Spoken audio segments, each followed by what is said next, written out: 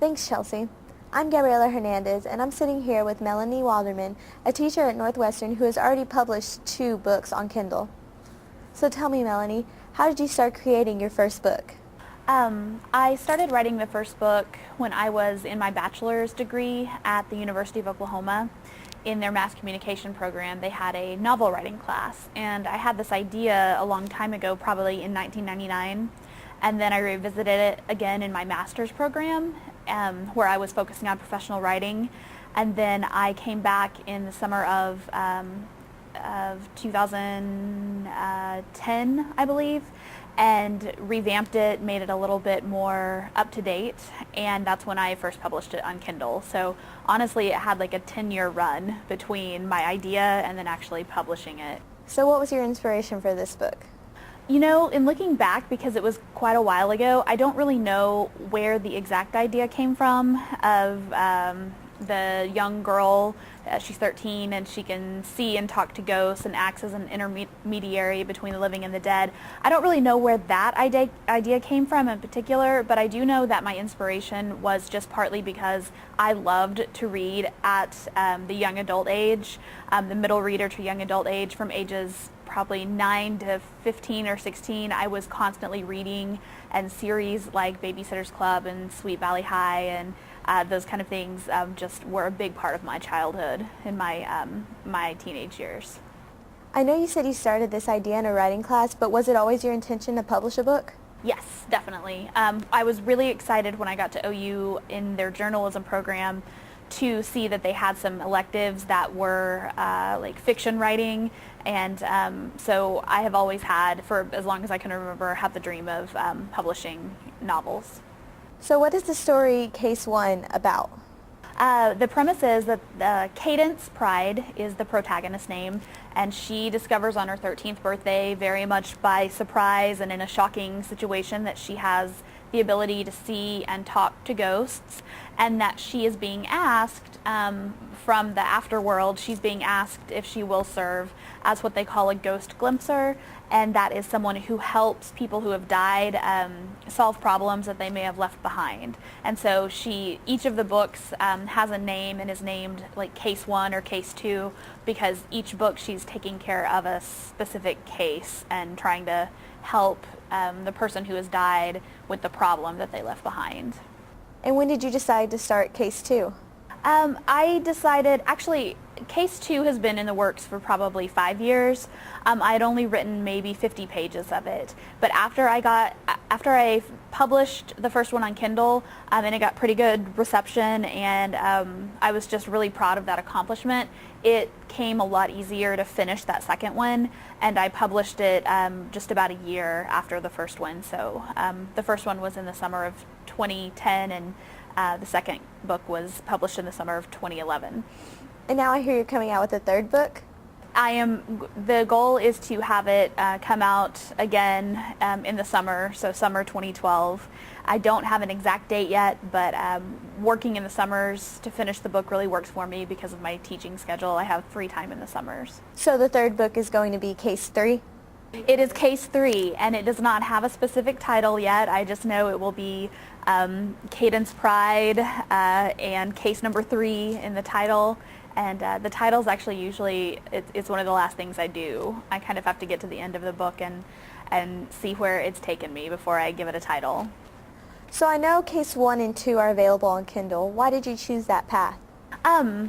As anyone who's tried to break into the publishing world knows, as a new author, it is very difficult. Some people will choose the self-publishing route, in which they pay a publishing house to publish their book for them, and that's not actually a very good choice, because the author can end up, in my opinion, it's not a good choice. The author can end up losing a lot of money that way.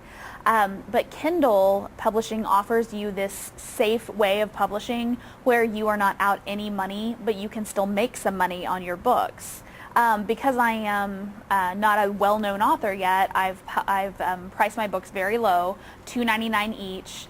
And Kindle publishing takes a very small portion of that, like 20 or 30 cents a book, to be the publishing platform, and so I'm not paying for anything. I'm not losing any money. I'm actually getting paid for my books, and additionally, I have some interest from some agents because of the numbers that I'm starting to see with my book publishing. So the third book will be available on Kindle as well? Yes, it will be available on Kindle, and one question people have sometimes is if they don't have a Kindle, can they still get the book? The Kindle publishing actually makes the books available in many other ways besides just a Kindle. You can get a Kindle reading app for any smartphone. Additionally, you can download it straight to any computer. And there's a few other ways that Kindle explains how you can actually buy and view the book even if you don't have a Kindle. Oh, that's good. I didn't know that. So will you ever publish a book outside of Kindle? That is definitely the goal. That's the goal. I'm hoping that Kindle will provide me the path to a traditional publishing, and like I said, I am constantly keeping in touch with an agent who is monitoring my sales, and I think if I get, basically they're looking to see how much interest I can generate on Kindle, and if I can generate enough, then I can do a traditional publishing with this agency, hopefully. Are you planning on continuing this series in the future? Yeah, I definitely am. Like I said, the Babysitters Club, Ann M. Martin, the writer of the Babysitters Club, probably one of my biggest inspirations. And I don't know that I want to put a number on the series. I think I'll just keep writing until I run out of ideas for Cadence. Maybe until she gets too old to be doing what she's doing, or but I also have some other novel ideas that are for adults rather than young adults, and that's something I might pursue in the future as well. So are there any specifics in the book, like the name, that tie to you? No, her name does not tie to me in any way. I named her that 10 years ago when I started this as a class project, and I just thought it sounded cool. I just thought her name sounded cool, that name Cadence. And but I think there are ties to my life and my friends and my family in different ways in the book. One way I can think of is that Cadence and her best friend order this, they love the same kind of pizza with the same toppings, and no one else likes that combination of toppings. And the combination of toppings are like me and my best friend from high school, who I'm still friends with. That was our pizza, and so I think my friends and family can read little pieces of themselves here and there in my books. Do you have anything else you'd like to tell our viewers? I guess the only thing I have to add is if people are interested in reading these, the easiest way to do it is to go to Amazon.com and just type in either The Ghost Glimpser, that's what the series is called, or type in my full name, Melanie Wilderman, and Amazon will show you the books, and they're really easy to purchase, and just $2.99 each. So I would love for people to check those out. Okay, thank you, Melanie. I hope everyone at home goes out and checks out her books on Kindle or Amazon.com. I know I'm looking forward to the third one coming out. I'm Gabriela Hernandez, and back to you, Chelsea, at the desk.